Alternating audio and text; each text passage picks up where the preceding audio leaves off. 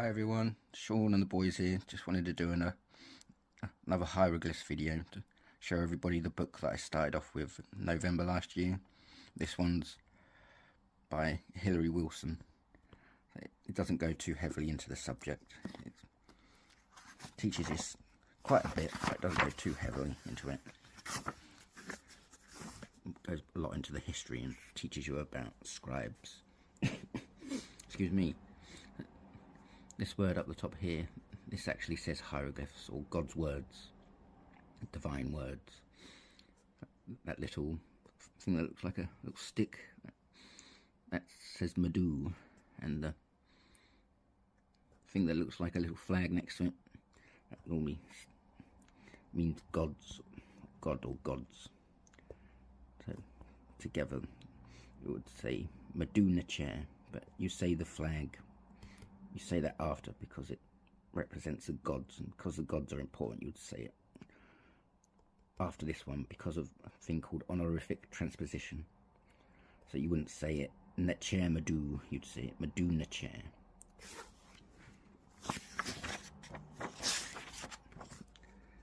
This little exercise here shows you the direction to read hieroglyphs. So the general rule is if an animal's head or a person's head is facing that way, you read into the face. Animal's face is facing this way, you read into the face that way. If it's a column like this, you read from the top to the bottom. You never read from the bottom to the top.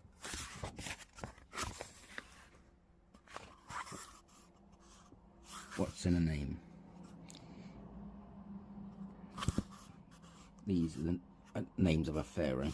A pharaoh would have many names. There'd be like the nomen, the prenomen. These symbols mean, this one here, the one that looks like a bee, is bit. The one next to it, one that looks like a sedge plant, that's Nesu. Together it's Nesu bit, or Nesu biti. That means the king of Upper and Lower Egypt. This one here, one that looks like a scarab beetle, that's Kehepa or Kehepri. Lines underneath it make it plural, so it's Kehepriu or Kehepru. And then the little thing underneath it that looks like a basket, that means Neb, that's Lord, Master, Owner, Possessor. It can also mean all, every or any. The symbol above is the symbol for Ra. Because he's most important, you say that last. You don't say it first. You don't say Ra Keperu Neb. You say it Neb Keheperu Ra. The one that looks like a duck, that's the sound Sa. And the sun above it is Ra.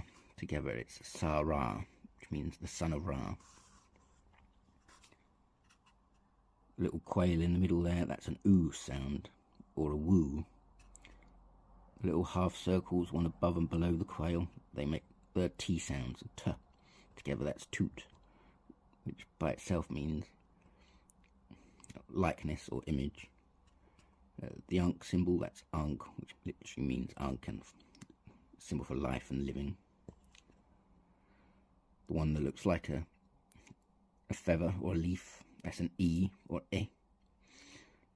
The rectangle with the little hairs above it, that's the word men, or the hieroglyph men, which by itself can mean something established, establishment, something that's firm, enduring. Little wavy line underneath, that's an N, which means of, for, or to. Altogether, that's Imun or Amun. So, altogether, you'd say that Tut Ankh Imun or Tut Ankh Amun. So, everyone should recognise that one. The one underneath that, that's Heka, the one that looks like a little staff. The one in the middle is Iyun, which means pillar, or in this case it stands for the city of, or town of Heliopolis. And Samar, the little one that looks like a plant, that's a symbol for south or southern. So altogether it's Tut Ankh Amun, ruler of southern Heliopolis. All these hieroglyphs, individual ones here, are the ones which are similar to our English alphabet. So if you wanted to write your name in hieroglyphs, you could use these. But they don't all sound exactly the same as our English alphabet. Some of them are even more difficult to pronounce. You have to say them a lot in the back of the throat. You've got like ah, e, u, b, p, f, m, n, r, h, h, k, h. Here, this one's pronounced differently a lot. Some people just say ha, but you see this symbol in the word ankh, which ends k, ankh.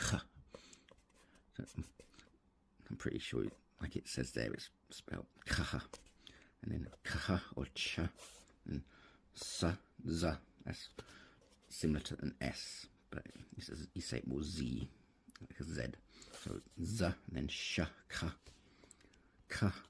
ga, ta, cha, da or d, ja,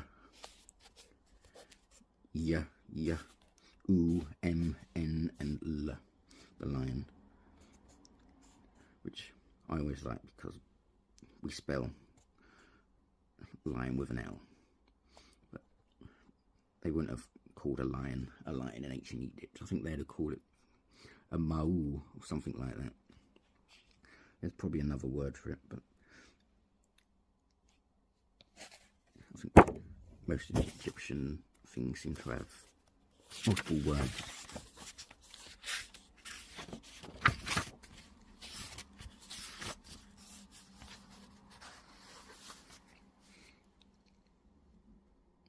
Here we've got some basic Egyptian hieroglyphs and words that you would learn when you're starting off. I wouldn't have been able to translate that when I looked at this last time, but that says Esank Renu Senu. The S before the Ankh, that makes it causative, so that would make it make live or make living. And then you've got Renu Senu. Renu is names, and Senu means theirs, they or them.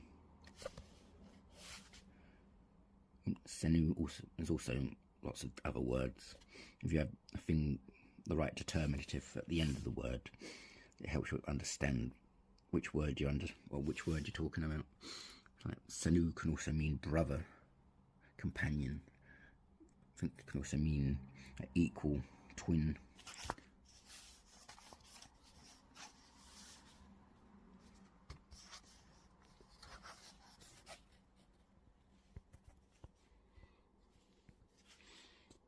This one here that looks like an A on its side with the two feathers together, the two lotus leaves, papyrus leaves. Not sure which ones they are now. That's the word merry, which means beloved or loved. Same again, that's merry or mer. Also it's used in the words for waterways like canals. That's nefer, which means good, happy, nice, fine, beautiful. And you got nakt, which is strong, strength. Hetep or hetep, that's satisfies, content, rest, at peace. Also used in words for offerings. You've got sitep or satep, that means to pick, to choose, to have the choice. Tepi or tep, that means first. I think it can also mean, well, I think it's just first in this case. But tep could also mean headsman, like lord, master as well. Khenet, that's khenet, which means foremost or in the front of, first. Nejem, which is sweet, something pleasant, nice. Wab or uab, that means pure, purified, purification, clean. Sheseps or sheps, that's the word for noble or nobles. Nub or nabu, that's the word for gold. Ura, and are, they both mean great. We've seen that one. That's Necher, which means God or godly.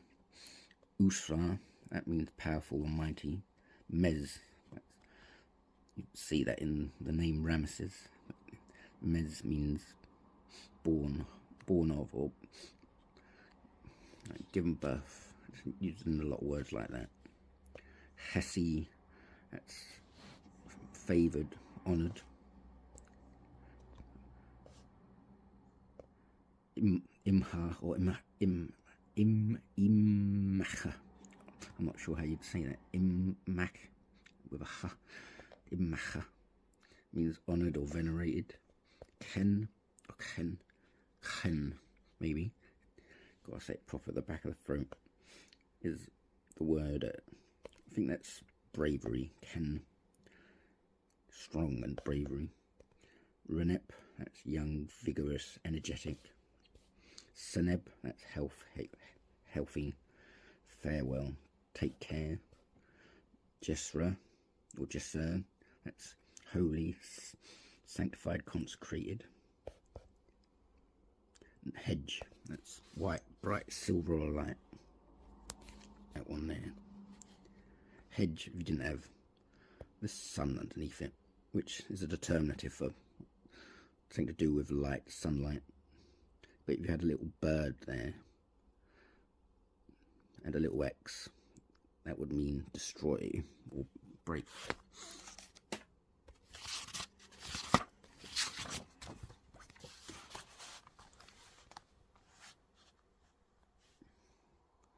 Then we have eat and sheri or sherit, that's father and young lad or young boy.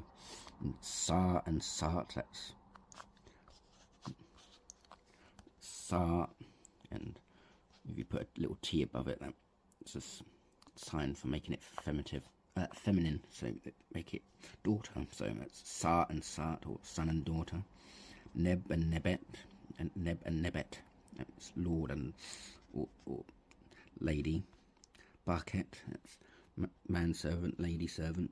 Neferu, beauty. Ma'at,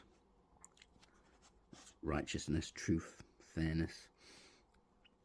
Shoot, I think that's not what that is. Shu is normally words like free, empty and dry. And shuyet, that's shade and shadow. That's ka'ar or ka, which is glory, appearance. And then you've got heb, and then kepri and heart. Heb means festival, kepri is to happen, form, shapes, to come into existence. Heart is the line with a T and underneath, that means the front, beginning, the start of something. Then we have moot, a symbol that looks like a vulture, that's the word for mother.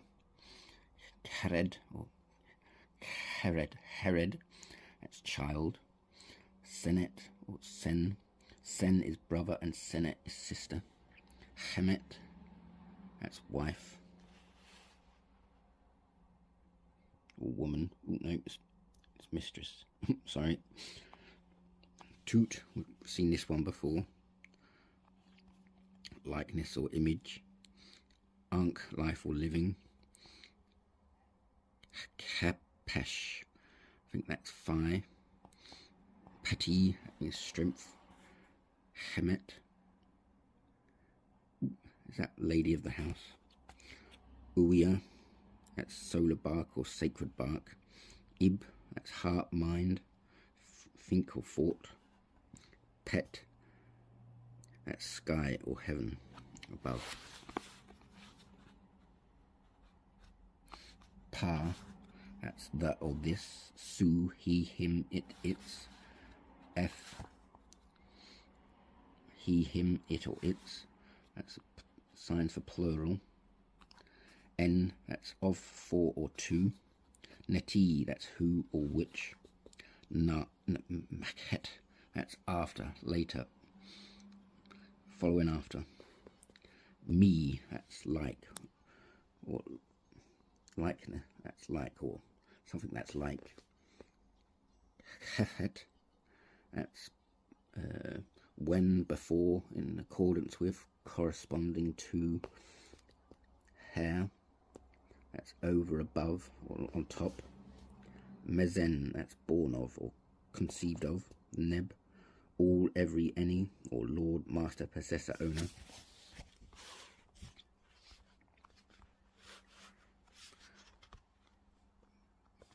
Art, it's the, this. Set, that's she, her, it, its, they, them. Sa and za, they can mean she, her, it, its. These are both M. In, inside, out of, in a position of. Excuse me. Also mean therewith, from, above, who, therewith, there, from, there to, there, at, thereof, all those different things. Imi, or imi, that means who is in, which is in, who is on top, that which is in, lots of different things. Ra, ra, a little mouth looking thing, that literally can mean a mouth. It can also mean utterance or speech. Magic spells can mean to, towards, at, about, concerning, in consideration of, in relation to, all those different things.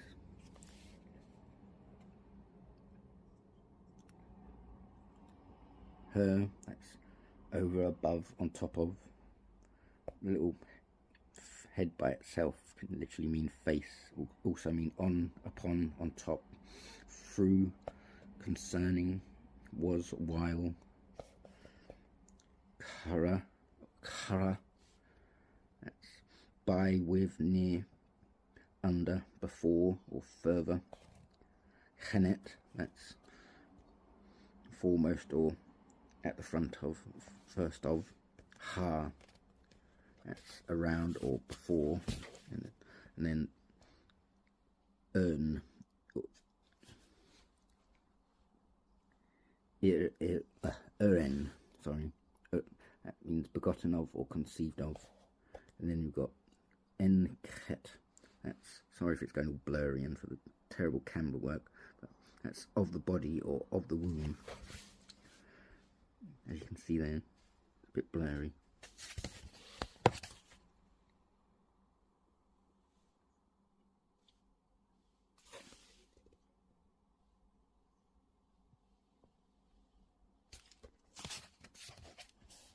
Anyway, that's it for today. Just wanted to show everybody the book that got me going and how far I've come since then. So this is something I really enjoy and I'm going to continue doing for the foreseeable future. So it normally takes 10 years or 14 years to become a complete and fully fledged scribe. So I'm doing well so far. But anyway, that's it for today. Cheers everyone. Bye for now.